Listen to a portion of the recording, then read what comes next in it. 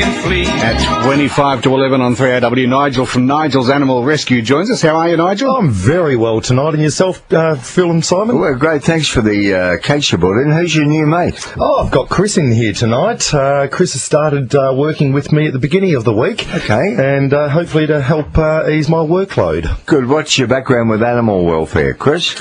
I've owned animals for a long time, since I was younger. Yeah. I have quite a few pets now. We have snakes, lizards, turtles, dogs, everything at home. You must live on a big property, do you? Unfortunately, we don't live on a big property. No, we have a dedicated room for the reptiles. It's not a small. Tell us it's not a small one-bedroom apartment. No, we do have a 4-bedroom home. Oh, right. Okay. Well, I hope it really works out for you. Yeah, so it's good that I've got you've somebody... been a one-man band. It's been very tough for you, hasn't it? Yes, it has over the last couple of years since I've been on my own. Chris, have you been out on assignment, and where have you been with Nigel so far? I've been doing a few days a week for about a month now, and then started full-time this week, so we've been quite busy. Yeah, and doing what?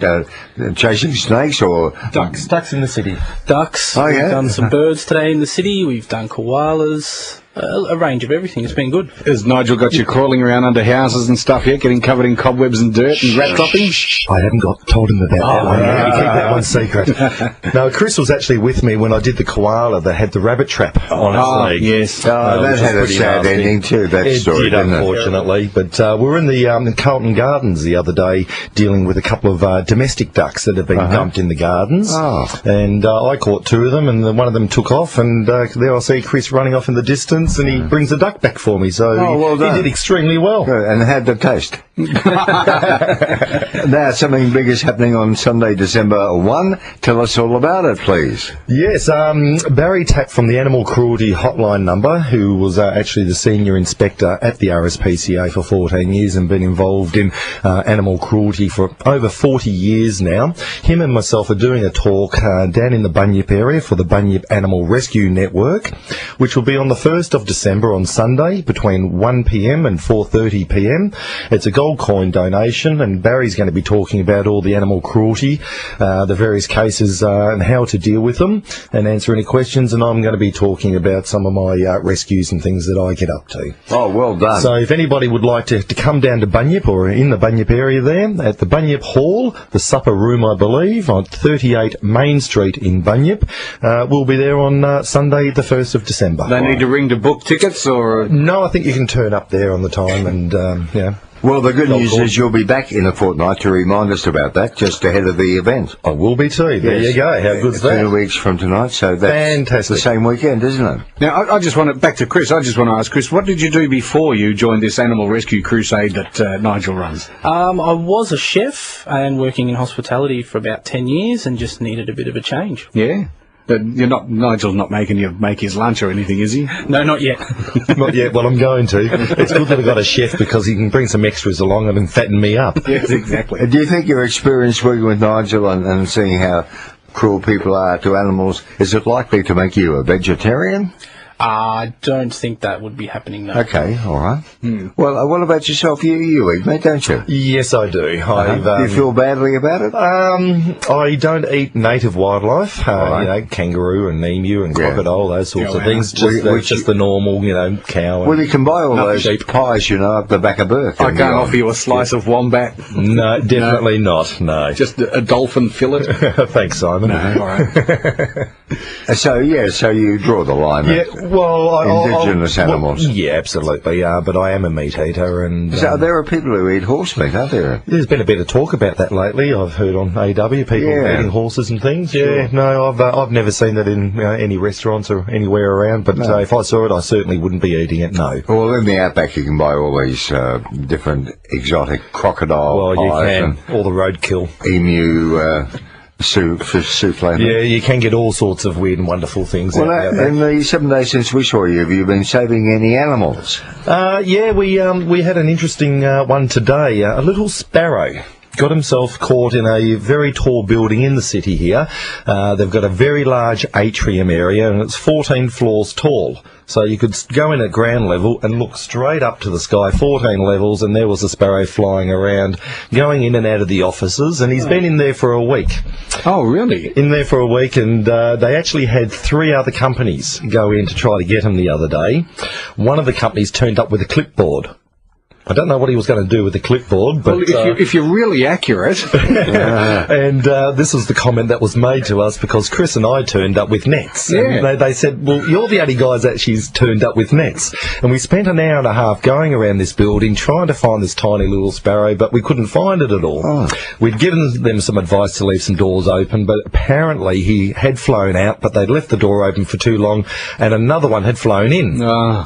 So yesterday they were sparrow-free, and today they had another one there, so we went out there just after 5 o'clock, thank goodness, because everybody had virtually left the building, which made it a little bit easier for us, because this building holds probably 500 people in there working. Yeah. And so we ran around the 14th level there and cornered the little sparrow into an area. I caught him in a net and rang up the people that had phoned us originally, and they were so thrilled. I think an email's gone out to hundreds of people because everybody was concerned about this little sparrow flying around inside. You don't see as many sparrows as you used to. No, you have don't. the minor birds scared them off? Well, possibly that could be one reason, but I will say that I agree with you absolutely, Phil, that the sparrow numbers have dropped and decreased over years. For some reason. But I am seeing more native wildlife, more lorikeets in the suburbs these days, and currawongs and all sorts. Now we have a mystery guest for you. Say hello to Nigel, mystery guest. That's me. Oh, I know that voice. How are you, Queenie? How are you? I'm very well. I'm very well. Tried to win Tatsalotto to get you started on your hospital. Oh, that would be wonderful. Oh, yes, but I can't seem to pick the right numbers. No. Oh, well, keep trying, Queenie. I'm sure one day our numbers may come up. Yes, well, listen, Nigel, I wanted to know if you have Facebook now. Did you see that awful thing they had in? It was there for a reason, to get to hate the people. A big elephant with tusks, and they were all standing at the back of it with cheesy grins on their faces. Yes, I think I And they did see shot that. the elephant while it was eating. Yes, just to get the tusks, and I believe there's over 10,000 elephants a year, or maybe even more, that are slaughtered every year for the ivory. That was terrible, I thought. Now, that's on the Facebook for some reason, and it's because there's that many dislikes, because they want to get these people to know that you don't laugh over the top of the body of a big elephant. No, I agree with you entirely. A family. I thought it was terrible. It won't stay on much longer, I don't think. But also, I wanted to tell you about my neighbour who passed away, and he used to walk his beautiful dog every day. And we took him to the funeral. He was allowed to go in, and I said, well, the dogs go to weddings. Why can't they go to a funeral? Oh, for sure, I agree with that. You know, Nigel, he sat there with the family like the good dog that he was. I got up and done the eulogy for this man because he walked this dog about 6 kilometres every day. And the dog's now, his daughter's in the house, and she's looking after him, and she's an animal lover, so I take him down some bones and that. But, you know, he wouldn't walk. Somebody was trying to walk him one day, and he'd go about 3 houses and he'd stop. He wouldn't go any further. Yes. But when that family, she come home from England, and when she got hold of him and the mum and the son, they were walking him one day. They got him to walk down the street, and he heard my voice, and he came over to me because I used to talk to him every day, and he knew my voice, and he was putting his nose into my hand, you know. Oh, they're very aware when their master passes on. Oh, well, I think he was, Bill. Yeah. Oh, they are absolutely. Yeah, very touching story, Queen. Look, we'll have to let you go, Nigel, but before you go, give us some contact numbers for you and for Wildlife Australia, please. Right, well, my number is 0427 533 083, and if I'm quick enough on the phone here, I'll get out the other number for Help for Wildlife. Well, whilst you're doing that, what's that? What's the thing that Nigel and Barry are both doing again, Phil? Have you got the flyer for that? Yeah, I have, but we'll remind you about that in a fortnight because you'll be back the night we'll before. Be back in That's again. in Bunyip on the 1st of December. Very quickly, the horse in the pool. Just tell us a story. Many, many years ago, when I was working at the RSPCA, I received a call about a horse in a swimming pool. Yeah. The start of the story began with a complaint about horses at this property with no water. And it was actually Barry Tapp, the senior inspector at the time. He went down to the property and he drove up and he found 15 CFA workers, Channel 9, Channel 10, Channel 7, the local vet, and here's a horse sitting in 55,000 litres of water.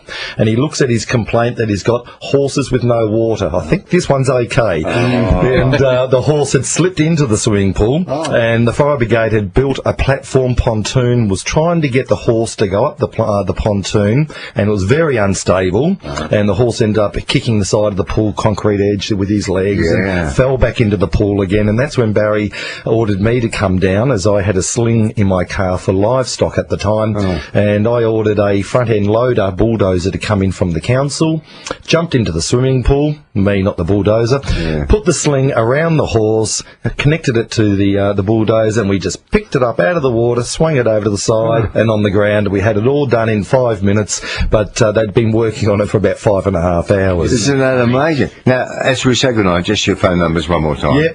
Help for Wildlife, 24-hour statewide number is 0417 380 687. And Chris, we really enjoyed meeting you. We look forward to next time. Thank you very much for having me. Happy weekend, guys. Thank you, and see you in 2 weeks. On